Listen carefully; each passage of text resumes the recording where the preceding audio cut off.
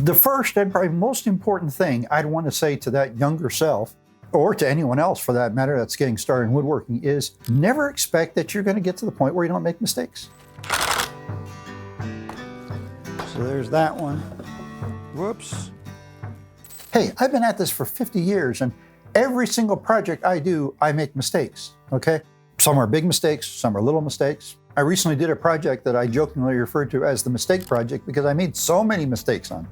Making mistakes is not a sign of being a poor woodworker, it's just a sign of being a woodworker. The question is, what do you do with those mistakes?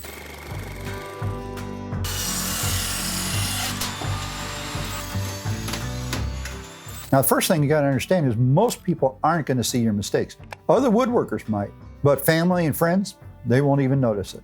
They'll think it's supposed to be that way. The second thing is you can always learn from a mistake. How did I make that mistake? What happened? What went wrong? Okay, now how can I make sure I don't do it again? And by the way, just because you figure out how to keep from doing it again doesn't mean you won't do it again. Maybe it means you'll do it less often. And then the next thing, and this is the biggie, is how do you fix the mistake?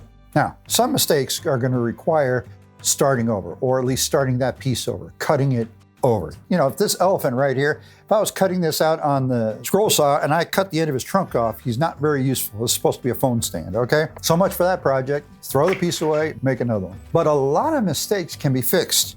This cutting board right here is actually a result of some mistakes. For one thing, the two pieces of walnut did not match. That hit it, okay?